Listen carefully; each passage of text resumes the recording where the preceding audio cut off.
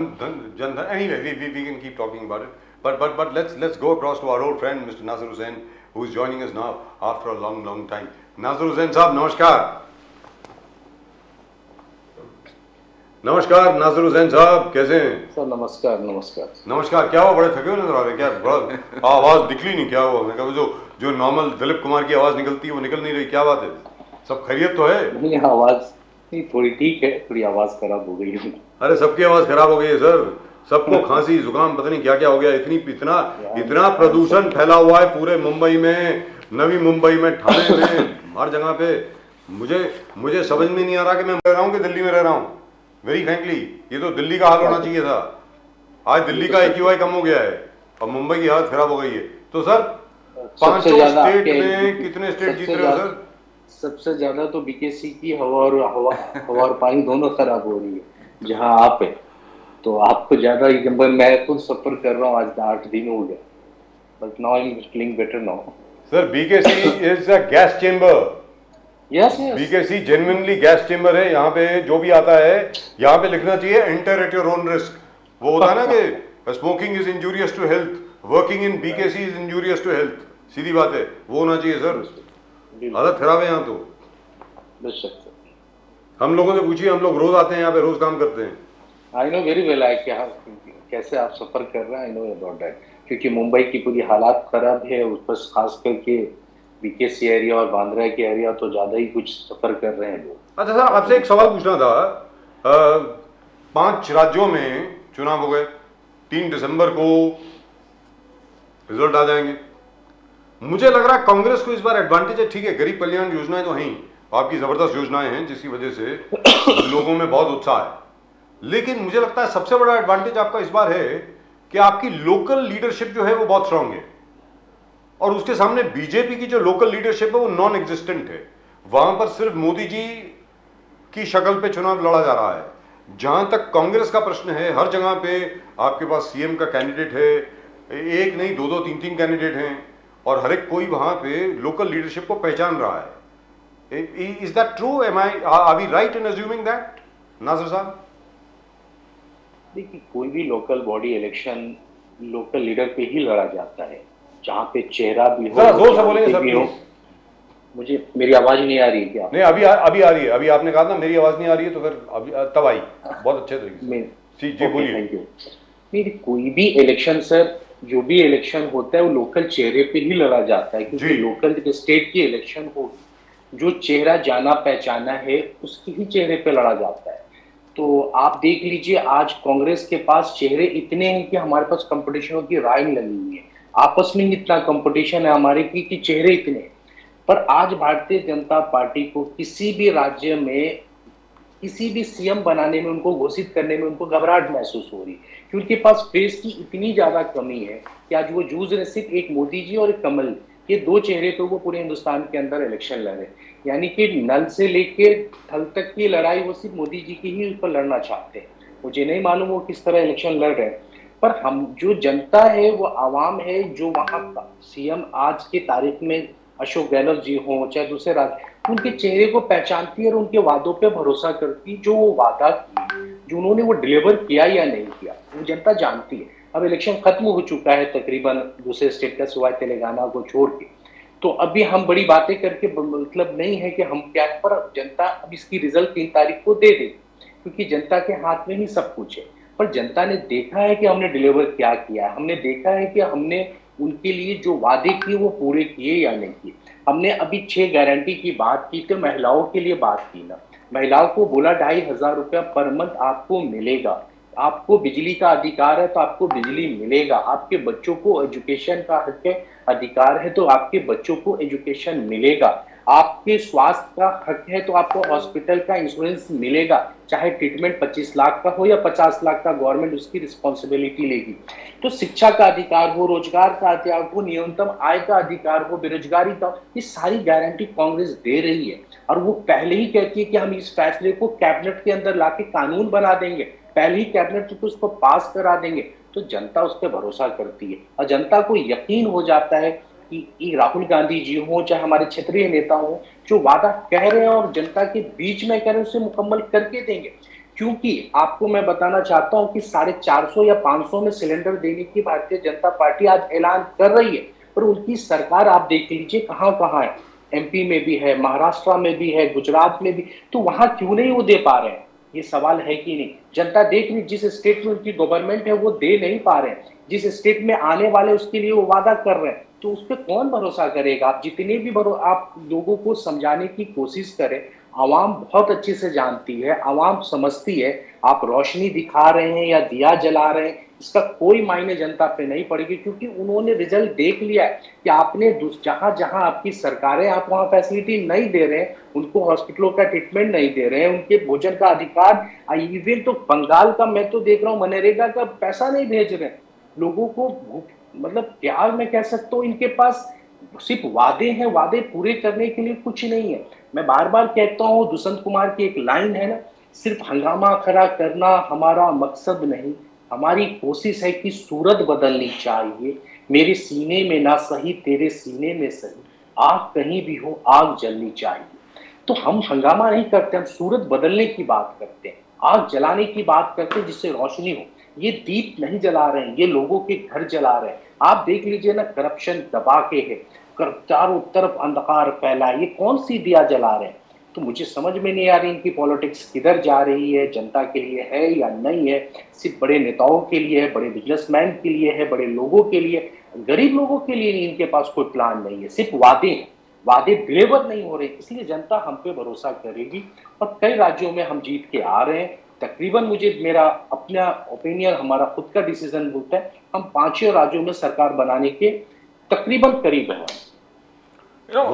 खड़गे साहब का कहना है कि जिस प्रकार से आज तेलंगाना में राहुल गांधी जी ऑटो रिक्शा चला के लोगों के बीच में गए, और वही लोगों के बीच में रहना एक आदत सा बना दिया राहुल गांधी जी ने, तो उसी को आगे बढ़ते खड़गे साहब ने कहा कि 6 वचन हमने किया, मनरेगा हमने लाया, फूड सिक्योरिटी एक्ट हमने लाया, भारत जोड़ो यात्रा के माध्यम से हमने लोगों के साथ टच किया। राहुल गांधी जी ने लोगों से मिला, उनके प्रॉब्लम, उनके समस्याओं को लेकर, जिस प्रकार से 5 वचन, 6 वचन, 8 वचन, और यही 9 साल बेमिसाल के सामने कह रहे कि 9 साल बेमिसाल नहीं था। खड़गे साहब का कहना है कि 9 साल बेमिसाल नहीं था, विनाशकाल था, और असली जितने भी अच्छे काम है कांग्रेस के राज में हमने किया। तो क्या ये चेंज आपको दिख रहा है 5 स्टेट में? जोड़ो यात्रा, फूड सिक्योरिटी एक्ट, मनरेगा, तो is this people to people जो कनेक्ट है राहुल गांधी जी का, क्या आपको 5 स्टेट में इसका आपको लहर दिखने लगेगा? नहीं, ठीक है। आपने फिर एक 9 साल बेमिसाल कहा, फिर दूसरे सवाल है 9 साल बेमिसाल क्या है? मैंने बार बार कहता हूं, क्या बेरोजगारी खत्म हो गई, महंगाइयां खत्म हो गई? महंगाई आज भी आसमान छू रही है। आपने किसानों के जो बिल वापस लिया, आपने एमएसपी का गारंटी, उसका क्या हुआ? आपने उसको गारंटी दिया? कि आप सवाल, मैं जो कह रहा हूं कान करिए और बताइए 9 साल बेमिसाल है या नहीं? आसमान महंगाई छू रही है, एकदम बिल्कुल अपने चरम पे, अपने मित्रों के लिए वो काम कर रहे हैं। अडानी के करप्शन की बात करिए, एलआईसी के करप्शन की बात करिए, एसबीआई के ये सब पैसा कहाँ गया, इस पे सवाल करिए। मैं बार बार कहता हूं कि आप 9 साल बेमिसाल है, तो इन सवालों का जवाब दीजिए। किसानों की हालात क्यों नहीं बदल रही? किसानों की जो एमएसपी क्यों नहीं मिल रही? हमारे नौजवानों को रोजगार क्यों नहीं मिल रहा है? गरीब बच्चों को वो शिक्षा क्यों नहीं मिल रहा है? जो कांग्रेस की एजुकेशन, हम बोलते हैं एजुकेशन शिक्षा क्या है, हम बोलते अधिकार है बच्चों का, उनको शिक्षा मिलना चाहिए। हम बोलते हैं केजी से पीजी तक उनको एजुकेशन फ्री मिलना चाहिए। तो आप हमारे बोलते हैं पेपर लीक होता है, कॉपी, आप हमारे सिर्फ मैनिफेस्टो को आप लिख करके आप कॉपी कर रहे हो, कॉपी करके आप फिर जनता के बीच जा रहे हो, क्योंकि आपके पास खुद का मैनिफेस्टो है ही नहीं। आपकी जो चुनाव है पूरी धर्म के नाम पे। तो 9 साल बेमिसाल नहीं है। हमने बोलते, खड़गे जी ने कहा कि हम जो बिल लाते हैं आप उसका विरोध करते थे, मनरेगा हम लेके आए, लोगों के लिए काम किया आपने, मनरेगा का आपने उसका विरोध किया। आज मनरेगा में फंड की कमी है, फंड आप दे नहीं रहे, क्यों नहीं दे रहे, ये सवाल उठना चाहिए। हम आधार कार्ड लेके आ रहे थे जनता के लिए, आपने उसका विरोध किया। आज उसी आधार को आप हर जगह से लिंक करना क्या कोशिश कर।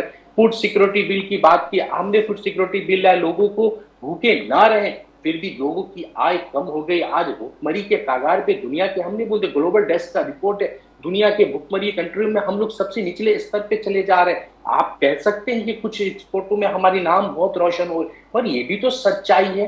तो हम अच्छे चीजों को बार बार ना दिखा के हम उन चीजों को क्यों नहीं दिखाते जिससे 90% दुनिया जूझ रही है, जिससे हम जूझ रहे हैं, उस चीजों को दिखाइए। जो खरगे जी ने सवाल जवाब किया है उसका जवाब दीजिए। आप मनरेगा का फंड रिलीज करिए, लोग स्टेट के जीएसटी का पैसा रिलीज करिए, गरीबों को रोजगार दीजिए, नौजवानों को रोजगार दीजिए, किसानों के लिए काम करिए, उनको एमएस, तब कहिए 9 साल बेमिसाल है। आप मत कहिए कि झूठा आप सपना दिखा रहे हैं। आप ये, मैं कहता हूं इनके पास सिर्फ सपना बेचना आता है, सपने को हकीकत करना नहीं आता है। अगर हकीकत करना है तो आप सपना जो दिखा रहे हैं उसे बदल के दिखाइए, तो जनता यकीन करेगी। आप सिर्फ एक कौम के नाम पे इलेक्शन लड़ सकते हैं, मगर क्या उस कौम को आप क्या दे रहे हैं ये बहुत मायने रखता है। हम एक वो कौम है जो हिंदुस्तान की कौम है, हिंदुस्तान ये इंडियन बन के आप लड़िए। आप ये हिंदू मुस्लिम, ये अपर नीचे, ओबीसी लोअर, ये मत करिए। आपको लड़ना है कि इंडियन के हिसाब कर लिए 125 करोड़ जनता की बात करिए जिस तरह आप करते हैं। फिर उसमें आप क्यों एक दूसरे तबके की जातियों को लाते हैं, फिर उस जाति के तबके को लाते हैं। आप लाना बंद करिए। आप सिर्फ आवाम के लिए इलेक्शन लड़िए और इलेक्शन पे आप मुद्दों पे लड़िए। मुद्दों पे लड़ेंगे तो जनता के बीच में आप भी और हम भी है, जनता उस पर फैसला करेगी। आपके करप्शन को हम उजागर करते हैं तो आपको बेचैनी होता है, तो आप हमें झूठों का सरदार बोलते हैं। आप साबित करिए हमने झूठ कब बोला है। हमारे पास तो आपके पूरी चिट्ठा है, मैंने आपके पास चाहिए तो मैं पूरा आपको व्हाट्सअप करता हूं, आप देख लीजिए। क्योंकि कितने इनके पास करप्शन है। गुजरात के पेपर लीक का मामला है, बीजेपी के लोगों के बलात्कारियों का मामला है, मतलब हजारों तरह के इनके पास चार्ज है। तो मैं कितना इन पे एलिगेशन लगाऊं, ये हम पे झूलते झूठों के सरदार। झूठों के सरदार आप लोग हैं। आपने अडानी के लिए सिर्फ काम किया, आवाम के लिए काम नहीं किया। आप क्यों नहीं आज आप बोलते हो कि हम इस देश के आवाम को ये चीज देने वाले हैं, ये चीज से फैसला होगा, चाहे ये मैंने दिया है। आप उस पे बात, सिर्फ एक रोज एक नया होता है, एक सपना दिखाते हैं। एक रोज सुबह होता है, एक नया सपना दिखाते हैं। मैंने मोदी जी को कई कलाकारों की तरह कई बार देखा। मैंने उन्हें देखा कि क्रिकेट के मैदान के स्टेडियम में देखा, मैंने उन्हें देखा तो मंदिर के रेड कारपेट पे देखा, मैंने देखा तो आसमान के हवाई जहाज में तेजस में उड़ते हुए देखा, हमने देखा तो चुनाव के मैदान में देखा। पर मैंने प्रधानमंत्री जी को कभी नहीं देखा कि मणिपुर के महिलाओं के साथ हो, उनके साथ जो जुल्म हुआ उसके साथ खड़े हो। हमने नहीं देखा कि किसानों के साथ हो, उनके रोजगार के लिए बात करें। नासर साहब एक minute, why do you think the prime minister has not gone to Manipur? Why? हर जगह जाते हैं, हर एक की बात करते हैं, मणिपुर के बारे में उन्होंने एक बार ट्वीट भी नहीं किया यार। नासर साहब ये तो बताएं क्या इसके पीछे मिस्ट्री क्या है? क्योंकि ये सेना की वर्दी में रहते हैं, कभी सेना के साथ रहते, इसलिए बोल रहा। तो इन्हें याद है कि असम राइफल के खिलाफ कौन समाज था मणिपुर के अंदर, जो वहां के जो सीएम है, किसके असम राइफल उस उग्रवादी समाज के साथ, मैती समाज के कुछ लोगों के साथ उस किसने अलायंस किया था? हमने उनके साथ भी प्रधानमंत्री को देखा था। उस समाज, नागा समाज से, दूसरे समाज से आपको नफरत है, इसलिए नहीं गए। आखिर मणिपुर हिंदुस्तान का एक अटूट हिस्सा है। आप जाइए वहां, हम नहीं देखते क्योंकि वहां आपकी सरकार है, आपकी सब कुछ है, साधन, तो आप वहां कंट्रोल नहीं कर पाए तो आप किस तरह से अपनी सरकार की निंदा करने वहां जाएंगे? नहीं जाएंगे। आप जाएंगे तो दूसरे, आप उन लोगों के साथ जाएंगे, अडानियों के फैमिली में जाएंगे, क्रिकेट के मैदान में जाएंगे, हवाई जहाज के आसमान में उड़ते हुए दिखेंगे, जो आसमान में भी कैमरा होगा। हम बोलते प्रधानमंत्री को हम वहां देखते हैं जहां कोई नहीं दिखता। वो गूगल सर्च करते हैं कि आज से पहले कौन प्रधानमंत्री कहां नहीं गया, हम वहां जाएंगे ताकि वो एक हेडलाइन न्यूज बने। आप बताइए तेजस कब हमारे शामिल हुआ वायुसेना में? 2015 के आसपास मुझे लगता है तेजस वायुसेना में आया हो, जहां तक मुझे आंकड़ा हो सकता है, मैं गलत भी हूं, 2015 के आसपास ही आया। तो जब पहली बार तेजस 2015 में आया तो पहला ही प्राइम मिनिस्टर, तब से आपकी सरकार है तो आप ही पहले जाएंगे, दूसरा प्राइम मिनिस्टर कैसे जाएगा उसके अंदर? तो इनके पास सिर्फ एक हेडलाइन, एक ब्रेकिंग न्यूज बनाना आता है, पर यह नहीं आता है कि हमने उनके लिए क्या किया। आप अगर मणिपुर जाते, वहां के लोगों की आंसू पूछते, एक लोगों में भरोसा जगाते, तो हमें आपसे खुशी होता। मगर आपने क्रिकेट के मैदान में देखा, अफसोस होता है। आपको देखा दूसरी जगह, अफसोस होता है, क्योंकि आप न्यूज दे रहे हैं, आप आवाम के लिए कुछ नहीं कर रहे हैं। इसलिए हमें तकलीफ होता है कि आपको करना है तो आवाम के लिए काम करिए, आवाम के लिए करिए। आप अडानी और ये धन्ना सेठों का काम बंद कर दीजिए, तो हम आपके, पूरी देश आप पे भरोसा करेगी, क्योंकि आप देश के प्रधानमंत्री ना कि एक पार्टी के प्रधानमंत्री, तो कैसे लोग आप पे भरोसा करेगा? जब आप पे टीका टिप्पणी करता है तो पूरी फौज आपकी आईटी सेल से लेकर भारतीय जनता पार्टी के तमाम छोटे से बड़े नेता खड़े हो जाते हैं कि प्रधानमंत्री पे हमला किया। जब ये दूसरे चुनाव में प्रचार करने जाते हैं तो एज ए प्रधानमंत्री जाते हैं कि भारतीय जनता पार्टी के कार्यकर्ता के रूप में जाते हैं? ये हमको आज सवाल का जवाब इनसे चाहिए कि जब आप वहां पे टीका टिप्पणी करके आते हैं तो हम आप पे ही टीका टिप्पणी करेंगे कि आप उस वक्त जिस दरमियान आप भाषण दे रहे थे एज ए प्रधानमंत्री दे रहे थे या एज ए बीजेपी कार्यकर्ता दे रहे थे। अगर आप बीजेपी कार्यकर्ता दे रहे हैं तो आपको सुनने की शक्ति भी होनी चाहिए, आपको जवाब सुनना भी चाहिए। मगर आप बोलते हैं प्राइम मिनिस्टर को जवाब दिया, आपने हमें कहा झूठे को सरदार कहा, तो हम आपको जवाब ना दे तो किसको दे? तो हम पे एलिगेशन बहुत आसान है लगा देना, पर हम जो डिलीवर करते हैं आप उस डिलीवर पे आप, मैं बार बार पहले भी कहता था, हम मुद्दों की राजनीति करते हैं, मुद्दों पे बात करिए। हमारी कमियां गिना सकते हैं आप, कमियां हमारे पे आप पर्सनल अटैक करते हैं, उस पर हमें तकलीफ होती है। हमारी कमियां कहां रह गई? आप बताइए हमने कितनी काम नहीं की। आप बोलते हैं हमने कुछ गांव में बिजलियां दी है, 5.5 लाख हिंदुस्तान के अंदर गांव है, आप बोलते 1 लाख गांव में आपने बिजली दी है, तो आप ही साबित करते हो कि 4.5 लाख गांव में पहले बिजली पहुंच चुकी थी। जो आजादी के समय हमारे पास कितना मेगावाट बिजली पहुंचता था, कितनी मुश्किलों से उस गांव से दूसरे गांव तक बिजलियां पहुंचाई गई। उन्हें नहीं एहसास होगा कि ये देश कैसे बना, ये देश किस तरह से कंप्लीट हुआ है। जब 1947 में एक सुई नहीं बनता था उस देश में, आज हम एटमी पावर बन के हैं। उन्हें इस बात का कैसे समझ में आएगा कि उस गांव तक हमने 4.5 लाख गांव तक कैसे बिजली पहुंचाई? सिर्फ उनको वो 1 लाख लोग, 1 लाख गांव भले दिखता होगा, मगर वो 4.5 लाख लोगों का गांव नहीं दिखता होगा। तो हम बोलते हैं आप मुद्दों की राजनीति करिए तो हमें तकलीफ नहीं होगी, मगर जब आप पर्सनल अटैक करेंगे तो आप भी सुनने के लिए तैयार रहिए। नासिर हुसैन साहब, वाइस प्रेसिडेंट जगदीश धनखड़ साहब ने कहा कि महात्मा गांधी जी लास्ट सेंचुरी के महापुरुष थे, पर नरेंद्र मोदी जी इस सेंचुरी के युग पुरुष है। वाइस प्रेसिडेंट ने कहा, बीजेपी का कहना है कि अचीवमेंट ही ऐसा है, अचीवमेंट। वो बीजेपी पूरे रिपोर्ट कार्ड सुनाते हैं, आर्टिकल 370 से लेके यूपीआई पेमेंट से लेके 5th बिगेस्ट इकोनॉमी से लेके राम मंदिर से लेके सर्जिकल स्ट्राइक, बालाकोट स्ट्राइक, नारी शक्ति वंदन अधिनियम। तो बोले कि इतने सारे अचीवमेंट है, the highest achievement for any prime minister after independence for इस देश का। तो जस्टिफाई करते हैं बीजेपी, युग पुरुष है मोदी जी, नरेंद्र मोदी जी। सर, आप क्या इसको विश्वास करते हैं कि युग पुरुष है नरेंद्र मोदी जी? देखिए, सबसे पहले तो इस शब्द का ही निंदा होना चाहिए। एक संवैधानिक पद पे बैठे हुए लोग को इस तरह के अल्फाज यूज कर, मैं हैरान हूं। आप महात्मा गांधी के कद का इस हिंदुस्तान में, क्या पूरी दुनिया में अगर कोई एक पूरा उनके बराबर आया तो नेल्सन मंडेला थे। उसके बराबर दुनिया में कोई नहीं आया। भले वो कुछ भी कहते रहे कि हाँ वो कहाँ मोदी जी, आप बोलते ना आपने स्ट्रगल नहीं देखा है, आपने वो नहीं जानते कि देश की आजादी की कैसी थी, उन्होंने देश को कैसे उस समय छुआछूत की लड़ाई की, किस तरह समाज टुकड़ों में बटा हुआ था, रियासतों में बटा था, लोग एक दूसरे को मार, उन्होंने ये सब तकलीफात नहीं देखी है, इसलिए उनको पता नहीं है वो क्या बोल रहे हैं। हाँ, महात्मा गांधी जी ये एक संवैधानिक पद पे बैठे। अब मैं भी एक संवैधानिक पद पे देश के उपराष्ट्रपति, उन पे कमेंट करूं, मेरे जैसे छोटे से कार्यकर्ता को शोभा भी नहीं देता कि मैं उनके बारे में ऐसा क्या वर्ड यूज करूं। हाँ, वो कहा ये कोई योग्य, आप बोलते अब मैं पॉलिटिकल बात कर रहा हूँ, 370 की बात करते, 370 से क्या बदल गया? आप बताइए, कश्मीर में हालात चेंज हो गए। मैंने कल ही देखा है कि नौजवान हमारे शहीद हो गए, 5-5 जवान शहीद हो गए। ये कैसे हो गया? 370 हटने गिराने के बाद क्यों नहीं बदल? नोटबंदी, जीएसटी सब होने से साल कुछ बदल गया? मैंने लाइन भूल गया, वो अभी तेजस में उड़ने गए तो वहां पे एक हमारे जवान की शहादत भी हुई, उसकी अंतिम संस्कार हो रही थी। हवाई जहाज में वो बैंक कर्नाटका में जाने को रेडी थे, और उस शहादत में, उस जवान के शहादत में वो नहीं गए। ये पूछना चाहिए कि नहीं पूछना? कैसे युग पुरुष है? एक जवान की शहादत वहां हो गई, उसकी शहीद हो गया, और उसकी माँ उसको शहादत दे रही है, आप वहां तक नहीं पहुंचते हैं, मगर आप फोटोग्राफी, आपके कैमरे आसमान तक पहुंच जाती है। ये युग पुरुष की पहचान है। महात्मा गांधी तो वो थे जो बाथरूम टॉयलेट साफ करने चले जाते थे, छुआछूत की दूरी आप खत्म कर रहे थे, ऐसे लोग थे। आप कहाँ वो कहाँ, दोनों का मुकाबला देख लीजिए, दोनों का आप हस्ती देख लीजिए, दोनों का आप पूरे चरित्र देख लीजिए, दोनों का आप पूरा वातावरण देखिए, कितना डिफरेंट है। आप सिर्फ अमीरों के लिए है, वो गरीबों के लिए थे, वो आवाम के लिए थे।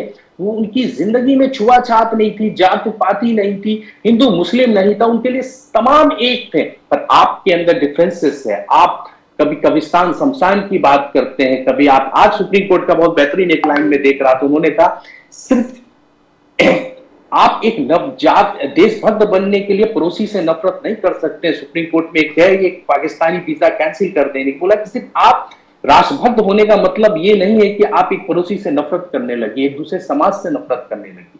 तो ये आप राष्ट्रभक्त बनने के लिए कम्युनिटी से नफरत करते हैं, ये युग पुरुष की पहचान है?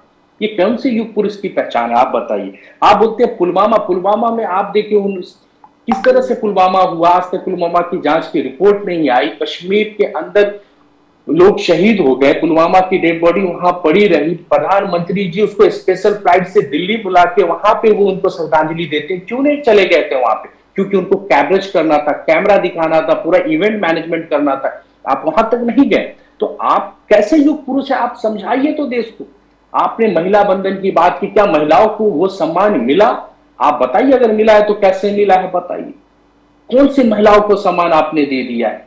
एक आध आपने बोलते ना, एक आध दो को दे देने से पूरी चेंज कम्युनिटी नहीं होती। अगर आप महिलाओं को देना था तो मणिपुर पहुंच जाते युग पुरुष थे, तो उस महिलाओं की आंसू या आप आंसू पोंछ के आ जाते। एक सेकंड प्लीज। आपने एक बात वेरी इंपॉर्टेंट, और ये हमारे दर्शकों के लिए भी है, बहुत इंपॉर्टेंट बात है जो अब ये भी नासिर साहब ने बात छेड़ी है। पुलवामा पे जो अटैक हुआ, हमारे 48 जवान उस वक्त मारे गए और 2 और मारे गए, 50 के करीब सीआरपीएफ के जवान थे जो बेचारे शहीद हो गए। आज तक उसकी रिपोर्ट नहीं आई है, आज तक। मैं मानता हूं कॉन्फिडेंशियल रिपोर्ट होगी, लेकिन जो पार्लियामेंट्री कमेटी ऑन डिफेंस है या जो parliamentary committee on national security है, उसको तो आप ब्रीफ कर सकते हैं ऑन ए कॉन्फिडेंशियल बेसिस। उन सबके पास सिक्योरिटी क्लियरेंस है, उनको तो आप ब्रीफ कर सकते हैं भाई ये हुआ है अभी तक। उसके बाद आपने बालाकोट किया, लेकिन उसके पहले मैं आपसे जानना चाहता हूं सर, पठानकोट में अटैक हुआ पहली बार, इंडियन एयरफोर्स की जो बेस है सबसे बड़ी हमारी पठानकोट में अटैक हुआ, नगरौता में अटैक हुआ, कंटोनमेंट पे, उरी में अटैक हुआ। आज तक मुझे मालूम नहीं है, शायद आपके पास नॉलेज हो, शायद प्रदीप जी आपके पास मालूम हो, मुझे मालूम नहीं है, आज तक कभी this was a total intelligence failure. ये 4 बड़े इवेंट हुए हैं sir, Pulwama, Uri, Nagrota, Pathankot. It's a complete failure of intelligence. मुझे याद नहीं आता कि कौन से इंटेलिजेंस ऑफिसर को सस्पेंड किया गया हो, किसको सजा मिली हो, किसको ट्रांसफर किया गया हो, या कोई एक्शन लिया भी या नहीं लिया। पुलवामा के ऊपर भी जो वहां पे मिलिट्री इंटेलिजेंस के जो ऑफिसर्स थे, हमारे स्पेशल इंटेलिजेंस ब्यूरो के जो ऑफिसर थे, आईबी के जो ऑफिसर थे, आरएनएडब्ल्यू का इसमें कितना रोल था नहीं था मुझे मालूम नहीं है, लेकिन जो लोकल इंटेलिजेंस के जो लोग थे, जिनके पास कहते हैं मिनट टू मिनट की खबर होती है कि कहां पर कौन सा आतंकवादी कहां घूम रहा है, इनमें से जहां तक मैं जानता हूं किसी के खिलाफ कोई एक्शन नहीं लिया गया। सर, इसके ऊपर कांग्रेस जो है, आपको लगता नहीं कि यहाँ पे आपकी भूमिका जरा ज्यादा आक्रामक होनी चाहिए, ये जानने के लिए कि भाई अभी तक क्या हुआ, ये तो बताइए तो सही। नहीं आप नासिर साहब, ठीक है, बेशक आपकी क्वेश्चन बहुत बेहतर है और बड़ी डीप भी है, तो मैं डीप में ही एक रिप्लाई देता हूं आपको कि इंटेलिजेंट की रिपोर्ट थी या नहीं थी, ये तो कमिटी को मालूम होनी चाहिए। उन्होंने वो रिपोर्ट भी आज तक नहीं बताया कि वहां पे टेररिस्ट घूम रहा था या नहीं घूम रहा था। मन सत्यजीत मलिक जी ने उन्होंने एक रिक्वेस्ट किया था, सत्यपाल मलिक जी ने एक रिक्वेस्ट किया था एज ए गवर्नर कि हमें प्लेन दे दो, इन बच्चों को मैं वहां भेज सकता हूँ, इन जवानों को भेज। उस रिपोर्ट पे क्यों नहीं जवाब दिया प्रधानमंत्री जी ने? उन्होंने एक प्लेन की रिक्वेस्ट की थी, उन्होंने खुद बोला ना, हमने नहीं बोला, उस समय मलिक साहब ने खुद ऐलान किया, हमने मांगा पर उन्होंने नहीं। सारी रिपोर्ट आई या नहीं आई, उस पूरी रिपोर्ट को देश के सामने रखना चाहिए। पूरी जो आज शक सुबह जो दूसरे देवों में फैली, उसको दूर करना चाहिए। पुलवामा के नाम पे 2019 की पूरी इलेक्शन लड़ी गई, आखिर उन शहीदों को आपने इवेंट मैनेजमेंट की तरह यूज किया, आप वहां श्रद्धांजलि देने गए। पर मैं वही आपको कहना चाह रहा था, कांग्रेस ने इसको जोरों शोर से उठाया, पर हर मुद्दों को छिपाने के लिए मैं आपको एक बड़ी बात कहता हूं, शायद मेरे पार्टी के लोग भी मेरी बात से इस बात से इत्तेफाक नहीं रखेंगे, मगर मैं आज बोलता हूं, हर बात को छिपाने के लिए एक अलग इवेंट कर दिया जाता है। आप खिलाड़ियों की आप बताइए, उस खिलाड़ी जब मलिक साहब ने आवाज उठाई, कांग्रेस पार्टी ने आवाज उठाई पुलवामा की, तो कितने खिलाड़ी, महिला खिलाड़ी कनॉट प्लेस में आके वहां बैठ गए, जी, जंतर मंतर पे हो गए, पूरी मीडिया की रिपोर्ट, उस रिपोर्ट को छिपाने के लिए उस पर कवरेज करने लग गई। आज वो महिलाओं की रिपोर्ट कहां चली गई? आज वो member of parliament Bharatiya Janata party का खुला ही घूम रहा है, पूरी मीडिया बंद, पूरे जितने भी सोशल वर्कर थे वो आवाज बंद, सिर्फ कि वो मलिक जी की आवाज और कांग्रेस की आवाज है वो आवाज मीडिया में ना आए। और ये खिलाड़ियों की मुद्दा आजार, एक एमपी को उन्होंने सामने करके सिर्फ उसके फेस को विलन बनाया, या विलन है या नहीं मैं मालूम नहीं, वो कोर्ट जानता है, मगर उस न्यूज को सबसे बड़ा न्यूज बनाया गया इस देश में। और उस न्यूज जो 48 हमारे जवान शहीद हुए पुलवामा में, उस न्यूज को छिपाने का काम किया गया। मेरा ये पर्सनल मानना है, उस न्यूज को कवर करने के बजाय उस न्यूज को कवर करना चाहिए था। मैं नहीं कहता हूं कि महिलाएं ने जो बैठी वो गलत है, मैं कहता हूं वो पर उस न्यूज को कितना इंपॉर्टेंट मिला, और उस जवान के न्यूज को कितना इंपॉर्टेंट मिला। आप देख लीजिए उस समय का मीडिया का कवरेज, कोई भी मीडिया उस न्यूज को दिखाने को तैयार नहीं था मलिक साहब के। क्यों? ये किसका प्रेशर था उस मीडिया हाउसेस पे? ये पूछना पड़ेगा। कांग्रेस जोर शोर से आवाज उठाती है, अपनी रैली में आवाज उठाती है, अपने पब्लिक मीटिंग में आवाज उठाती है, पर मीडिया हमारे अंदर नहीं है कि हम मीडिया में वो आवाज उठाएं। पर मीडिया कितना दिन तक आप छिपा सकते हैं? कितना दिन तक हम अब सच्चाई को आप नहीं डुबा सकते। सच्चाई सामने आएगी। मैं बार बार तो सच्चाई चंद दिनों के लिए बादलों में छिप सकता है, मगर ज्यादा दिन नहीं छिप सकता है। वो समाज में आएगा, लोगों में आएगा, लोग देखेंगे किस तरह से हुआ। ये पुलवामा का सच आएगा सामने, सरकार आने दीजिए। जिस दिन 2024 में सरकार आएगी इसके ऊपर भी जांच कमेटी बनेगी, क्या कमी थी, क्यों हुआ, ये पूरी रिपोर्ट इस देश के सामने आएगी। ये हमारे नेता राहुल गांधी ने इसका खुलेआम ऐलान किया है, हम इस पूरी जांच पर आएंगे, पूरी दुनिया के सामने इसको रखेंगे, आखिर कहां गलती हो। ये छोटी बात नहीं है, इतनी छोटी बात। एक जंग में भी 42, 45, 48 साल एक साथ जवान शहीद नहीं होते चंद सेकंड में। चंद सेकंड में हमारे 45 जवान शहीद हो जाते हैं, 48 जवान शहीद हो जाते हैं। ये छोटी सी बात नहीं है। तो इसकी सच्चाई शेष को आना चाहिए। ये सच्चाई को छिपाकर आप उन शहादतों के साथ आप इंसाफ नहीं कर रहे। जो जवान हमारे शहीद हुए उनको रिपोर्ट दीजिए, पुलवामा का रिपोर्ट आना चाहिए, पूरी बात समझ में। आपने बात की ब्रिजभूषण यूं ही घूम रहा है, आप देखिएगा 2024 में इलेक्शन में वो लड़ेगा। ये सिर्फ मीडिया का एक कवरेज न्यूज था, जो उस न्यूज को छिपा लिया गया। एक बोलते हैं उसको बलि का बकरा बनाया या क्या बनाया, या सही है वो बीजेपी जानती होगी, पर मैं बोलता हूं उस न्यूज को दबाने के लिए ये न्यूज चलाया गया। ये मेरा खुलेआम एलिगेशन है मीडिया से।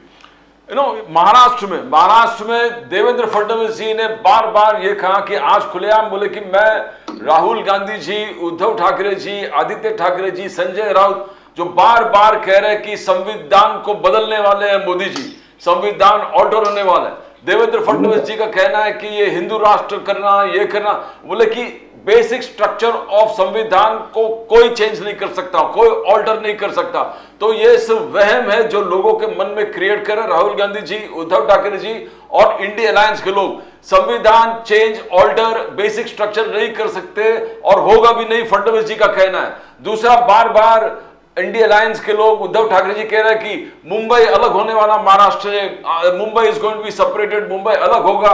दोनों चीज को बोले कि जब भी चुनाव आते हैं तो राहुल जी, उद्धव जी ये बार बार इश्यू उठाते हैं। ये दोनों इश्यू नॉन इश्यू है, ये हो ही नहीं सकता और कभी नहीं होगा। तो ये क्या है? राहुल गांधी जी का बार बार कहना है कि हिंदू राष्ट्र ये कॉन्स्टिट्यूशन को ऑल्टर करने वाले, क्या ये, what is the motivation? Nasir Hussain साहब। सर, ये हमने नहीं कहा है, ये भारतीय जनता पार्टी के तमाम नेता ही बोलते हैं कि हमें हिंदू राष्ट्र बनाना है। ये कब कांग्रेस ने बोला है कि आप बोलते हैं, हम आपके बात को रिपीट करते हैं। आप कर्नाटका के मेंबर ऑफ पार्लियामेंट का भी मुझे नाम याद नहीं आ रहा, उन्होंने खुलेआम कहा था मैं ये संविधान बदलने आया हूं। मुझे उस मेंबर ऑफ पार्लियामेंट का नाम अभी याद नहीं है, उसका खुलेआम रिकॉर्ड है। मैं नेक्स्ट आप कभी मिला तो उसका नाम भी मैं दे दूंगा। संविधान बदलने आया हूं और ये हिंदू राष्ट्र है, हिंदू राष्ट्र ही रहेगा, इनका मानना है। तो आप तो खुद फेडरल स्ट्रक्चर जो हमारा फेडरल है संविधान, उस पर हमला करते हो ये बोल के। आप संविधान मानते कब हो? और आपने संविधान माना ही कब था? अगर संविधान मानते तो आप तिरंगा कब ने अपना लेते? आपने तिरंगा कब अपनाया? कब आप लोगों ने तिरंगा फहराया? आप जरा बताइए। आप खुद मनुवादी थे, मनुवादी से आप सरकार चलाना चाहते थे। आप लोग, मुझे पता है आपका इसमें, और मैं जानता हूं क्योंकि मेरी तबियत उतनी ठीक नहीं है कि मैं उसके डीप में जाऊं, नहीं तो मैं पूरे इनके खिलाफ बोल सकता हूँ कि किस तरह इनकी सरकारें चली है, कैसे कैसे चली। मुझे मालूम है इनकी डिटेल की हिस्ट्री इनकी क्या है। तो इन्हें ये हमें नहीं बता सकते कि हम फेडरल स्ट्रक्चर पे हमला करते हैं या संविधान पे। आपने जो कहा है हम उसको रिपीट करते हैं। आप ही कहते हो हम संविधान बदल देंगे, आप ही कहते हो हिंदू राष्ट्र बना देंगे, आप ही सेकुलरिज्म से आपको नफरत है, आप ही को सेकुलर वर्ड से नफरत है, आप ही सेकुलर हटाना चाहते हो। ये कांग्रेस काम होती है, तो आपकी अल्फाज है। आप पता नहीं क्यों एक गंभीर पॉलिटिशियन है हमारे देवेंद्र जी, वो बच्चे जैसी बातें कर रहे हैं। ये बीजेपी की लाइन है, शायद वो भूल गए होंगे, शायद उनको याद नहीं होगा। उनको मैं अगर नेक्स्ट टाइम मिला तो मैं उनको खुद ही दे दूंगा कि ये देखिए आपकी पार्टी की लाइन है, शायद वो गलती से बोल दिए होंगे।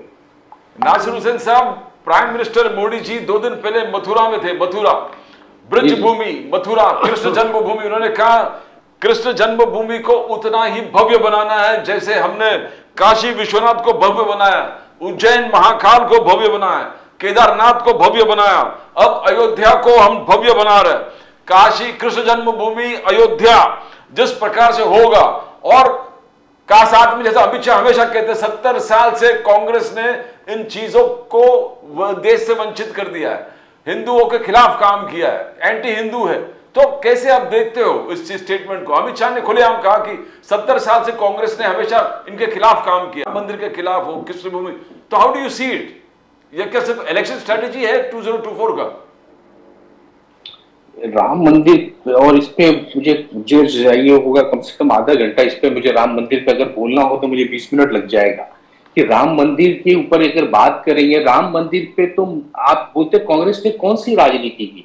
आप देखिए 1870 के आसपास में ये राम मंदिर की एक शोर उठा था। 1870 की बता रहा हूं मैं, शायद उस समय बीजेपी और आरएसएस की पैदाइश भी नहीं हुई होगी, उनको पता भी नहीं होगा कि किस तरह से ये। वहां पे क्या है कि थोड़ी सी मैं इतिहास ले जाता हूँ। एक हनुमानगढ़ी मंदिर है और वहां पे मुसलमानों ने चढ़ाई कर दी कुछ, और मुसलमानों ने बोला ये हमारा मस्जिद का जगह है। तो वहां के जो महंत थे काफी तेज और तर्रार थे, उन्होंने बोला कि ये राम मंदिर पे ये मुसलमान हर वक्त हमारे हनुमानगढ़ी मंदिर पे चढ़ जाएंगे, क्यों ना हम अयोध्या मस्जिद पे ही हमला करते हैं और उनको बोलते हैं कि ये हमारा मस्जिद राम मंदिर का जगह है। वो वहां पहुंच जाते हैं।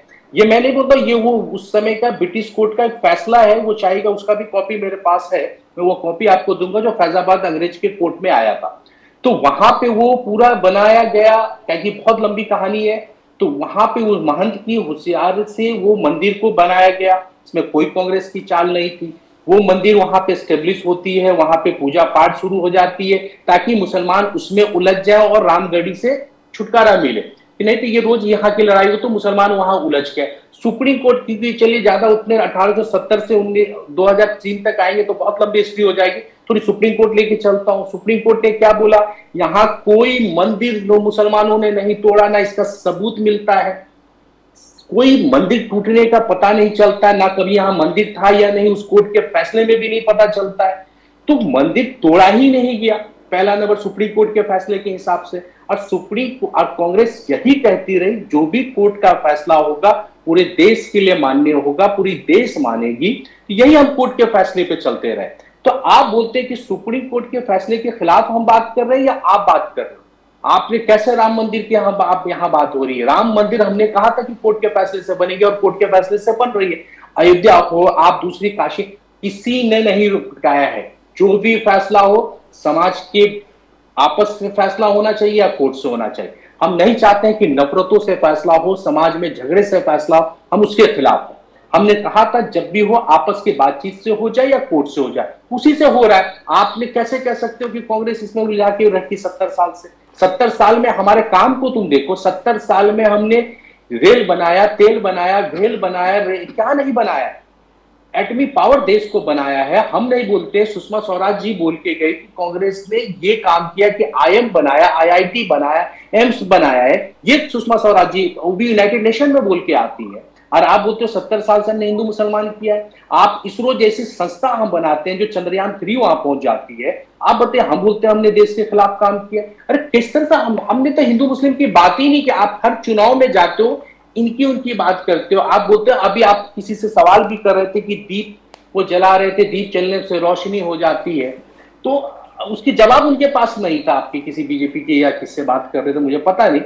कि उनके पास वो जवाब आंसर बराबर नहीं था कि वो दीप से दीप होती है, उनकी ये होता है, उनकी पार्टी की निशानी थी। अरे मैं जनाब हबीब साहब की एक लाइन है, शायद आपने भी सुनी होगी, दीप जिसका सिर्फ मोहल्लात में ही जले, दीप जिसका सिर्फ मोहल्लात में ही जले, चंद लोगों की खुशियां जो लेकर चले, जो साए में हर मसलहत के पले, ऐसे दस्तूर को सुबह बेनूर को मैं नहीं मानता, मैं नहीं जानता। अरे आपकी दीप सिर्फ उन महलों में जलती है जहां अडानी बैठते हैं, गरीबों की कुटिया में कौन सा दीप जलाया आपने?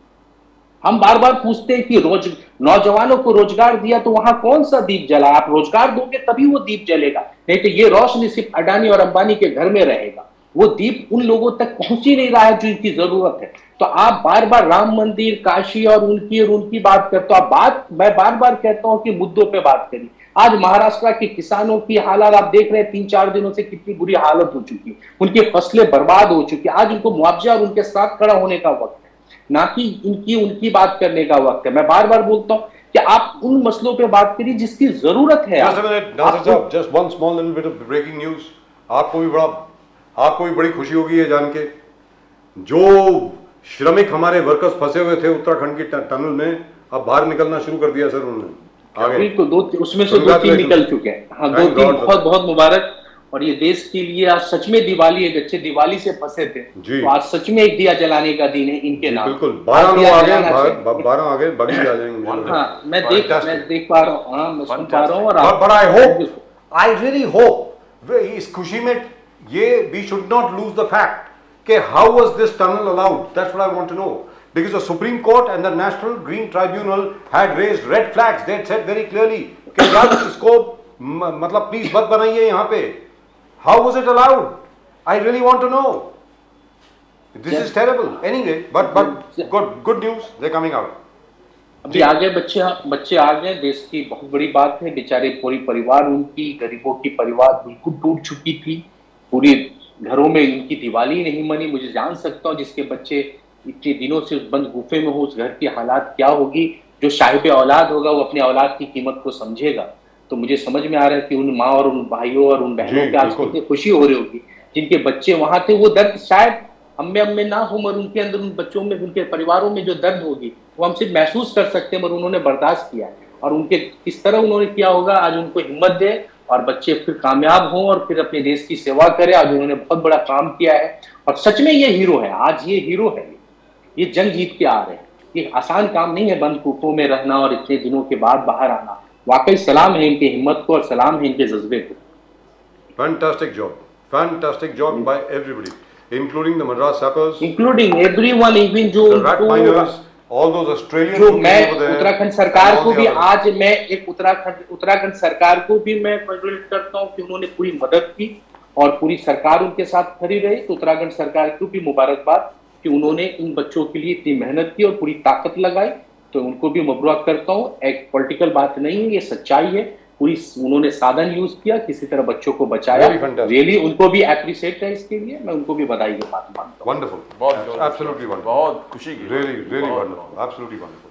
चलते नासिर साहब, एक बुरी खबर है, ये तो अच्छी खबर थी, एक छोटी सी बुरी खबर भी है। मैं चाहूंगा कि आप उस पर जरा रिएक्ट करें। सर, ये महाराष्ट्र में कास्ट वर्सेस कास्ट जो हो रहा है, यस, अब क्या है कि गांव के अंदर बड़े बड़े बोर्ड भी लगा दिए हैं, गांव बंदी, कोई नेता नहीं आएगा, ये नहीं आएगा, वो नहीं आएगा। छगन भुजबल साहब ने रिक्वेस्ट भी किया है कि भाई वो बोर्ड हटाए जाएं, ये करे जाएं, क्या कर रहे हैं आप लोग। आज क्या हुआ है, नागपुर के डिस्ट्रिक्ट में किसी मंदिर के अंदर 2 दलित लड़के गए थे और उनको इतना पीटा बेचारे मर गए वो। ये क्या हो रहा है सर, महाराष्ट्र में हो रहा है, व्हाट इज गोइंग ऑन?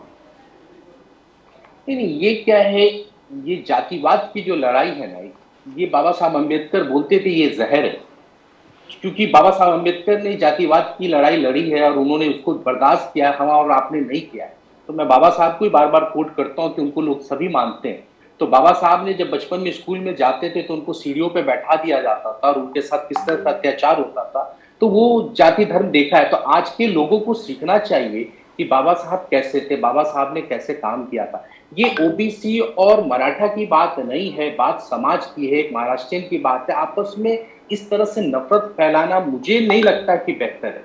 आप ओबीसी समाज को मैं देख रहा हूँ जी, जो ये पाटिल साहब है वो ओबीसी समाज के नेताओं के खिलाफ बोलते हैं। उसी ओबीसी नेताओं में आपको आना है उसी ओबीसी समाज के साथ आप आना चाहते हैं और उन्हीं नेताओं के खिलाफ हो जाते हैं। मुझे भी ये पसंद नहीं आता है और हम भी चाहते हैं कि हमारे ओबीसी के नेता आज मराठा समाज की तमाम हिंदुस्तान की पार्टियां हो चाहे महाराष्ट्र की पार्टियां हो, सब चाहते हैं कि मराठा समाज को आज रिजर्वेशन मिलना चाहिए। तो फिर ये ओबीसी समाज के लोगों के खिलाफ वातावरण बनाना मुझे नहीं लगता है कि बेहतर है। आप उनको अपनाइए। चाहे विजय वोटीवार साहब ने बार बार यही बोला कि आप ओबीसी समाज के खिलाफ मत बने, और वो हमारे लीडर ऑफ ऑपोजिशन के खिलाफ भी कई बार बोल जाते हैं। तो मैं समझ में नहीं आता ये क्या चल रहा है। जातिवाद आपस में नहीं होना चाहिए, जाति किसी भी धर्म के हिसाब से किसी पे नहीं होना चाहिए। जो फैसला हो उसको मानिए। रिजर्वेशन लाने का काम कर रहे हैं। कांग्रेस ने वादा किया है कि जिस तरह से भी हो हम मराठा समाज के साथ हैं, हम कैसे भी हो उनके रिजर्वेशन के हक की लड़ाई लड़ेंगे। अगर ये नहीं देगी तो हमारी सरकार करेगी। कैसे करेगी वो हम, जब तक जाति जनगणना सेंसस रिपोर्ट नहीं आएगा जब तक आप सही रिजर्वेशन आप नहीं दे पाएंगे। तो आप सेंसस कराइए, यहाँ पे जाति जनगणना कराइए, पता चले कौन समाज कहाँ है, कौन कितना पिछड़ गया है, किसकी आय कितनी है, कौन समाज कहाँ रह गया, तभी आप सही इंसाफ दे पाएंगे। आज ये समाज आंदोलन में आ जाएगा, कल दूसरा समाज में आएगा, कल तीसरा आएगा। इस तरह से समाज आपस में लड़ने लगेगा तो ये हमारी और महाराष्ट्र और पूरे देश के नुकसान है। इकोनॉमिकल कैपिटल है ये, पूरे देश के लिए नुकसानदेह होगा। तो मैं चाहता हूँ ये पूरी समाज एक हो और आपस की झगड़ा बंद करके, और हमने भुजबल साहब ने भी, चाहे कोई भी इस पे नहीं बोलना चाहिए। भुजबल साहब, मैं तो कहता हूँ छगन भुजबल जी आज सिंधे रिपोर्ट पे उंगली उठाते हैं तो उसी कैबिनेट के हिस्सा तो वो भी थे, वहां पे उन्होंने क्यों नहीं बोला? आज उनसे भी सवाल होना चाहिए भुजबल साहब से कि आप वहां पे क्यों खामोश थे, उस कैबिनेट से कैसे पास किया, आप उसका रिपोर्ट देना चाहिए। आज बोलते हो सिंधे रिपोर्ट को रिजेक्ट करना चाहिए, नहीं मानना चाहिए, तो आपने पास कैसे किया कैबिनेट से?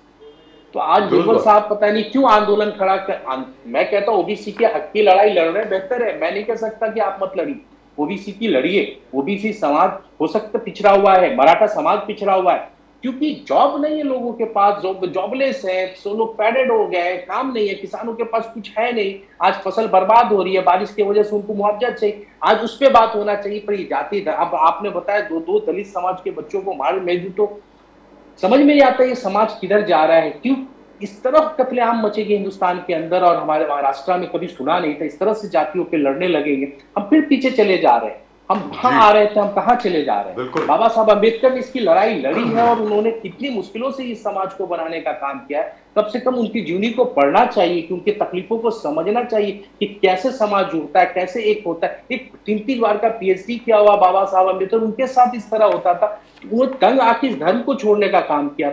आज उससे पढ़िए, उनसे सीखिए, तो आपको समझ में आएगा कि धर्म को, हर जातियों को एक होना कितना जरूरी है। नहीं तो समाज फिर टुकड़े टुकड़ों में बैठ जाएगा, जिसका फायदा पहले अंग्रेज उठाते थे, आज दूसरे उठाएंगे।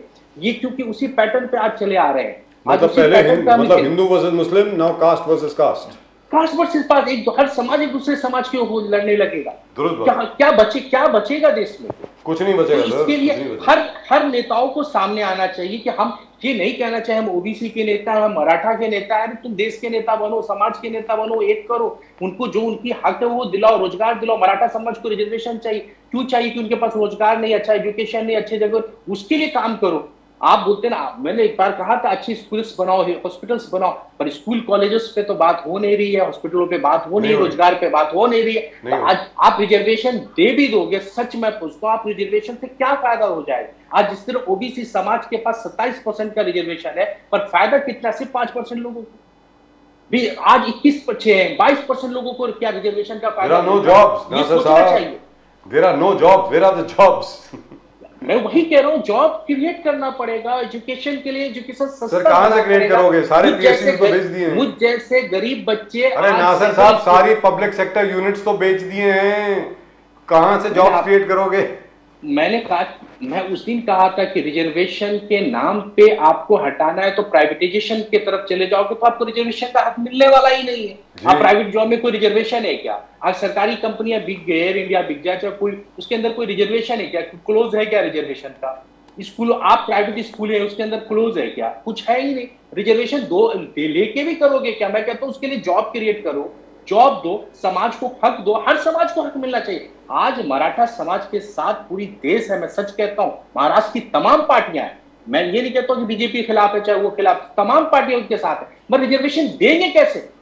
इसके लिए सेंसस चाहिए। राहुल गांधी बार बार यही तो कह रहे हैं, सेंसेक्स चाहिए। जिस तरह बिहार ने आज नीतीश कुमार ने दिखाया है कदम, वैसा हर नेताओं को दिखाना चाहिए। आज नीतीश कुमार की क्रिटिसिज्म लोग कर रहे हैं, पर नीतीश कुमार ने जो आईना दिखा दिया वो देश को सीखना चाहिए कि उन्होंने क्या दिखाया। अभी ये छठ का आ रहा था, गरीब आप बोल रहे थे ना, ये छठ पूजा आ रहा था, त्योहारों का था, रेल में किस तरह लोग धक्का खा रहे थे। ये अमीरों की हिंदुस्तान है कि गरीबों का हिंदुस्तान है, देखना चाहिए था। किस तरह बिहार यूपी जाने के लिए लोग ट्रेनों में लड़ रहे थे, छतों पे जा रहे थे, कोई ट्रेन के अंदर जा रहे थे, किस तरह का हालत था। वो कहाँ गया था वो बुलेट ट्रेन, वो एसी ट्रेन, सारा फेलियर हो यही बन रही है सर, बुलेट ट्रेन यही बन रही है हमारे पड़ोस में। कहाँ गया, कोई क्या मिला वो। तो आप Anyway, Nasir Saab, it's been a great pleasure talking to you. Nitish Kumar, I hope we'll get you again on the 3rd of December. 3 दिसंबर को मुझे लगता है कि आपके साथ दोबारा मुलाकात होगी। I hope we shall be able to congratulate you. Thank you very much. He want to talk on 3 topics. we are being in the 5 states. Emergency, Article 370, Ram मंदिर, इस पे बहस आप हो राम मंदिर पे सच कहता हूँ, मैं कहता हूँ राम मंदिर पे मैंने काफी रिसर्च किया, मुझे पूरी नॉलेज 1870 से लेके 2003 तक क्या हुआ, तो उसमें कोई कम्युनिटी नहीं क्या हक था, मगर इस कौम को जबरदस्ती घसीटा गया। तो उस कौम को भी थोड़ा, उस कौम की भी थोड़ी कमी आती। मैंने क्या, तो एक कौम ने पहले बोला ना हनुमानगढ़ी में कैसे ये लोग गए, हनुमानगढ़ी के महंत ने कैसे वहां पे इसको वहां उस तरफ रुख कर दिया, एक लंबी कहानी है। इसका बोलते हैं ना, बहुत पढ़ना पड़ता है, आप पढ़िएगा तो आपको सच्चाई समझ में आएगी। और वो ब्रिटिश से जो एलिफेंस्टन ये जो जज थे उनका फैसला पढ़ी, उन्होंने क्या फैसला लिखा था, किस तरह से वहां पे बंटवारा किया, कैसे उनका ये एक लंबी कहानी है, कभी चर्चा करेंगे इसके ऊपर। ये मेरे फेवरेट सब्जेक्ट में है राम मंदिर भी। Right, wonderful sir. Thank you very much. Thank you sir. And all the very best for the 3rd of December. Thank you so much, Nasir Thank Saab. you, sir. Sure. Bye-bye.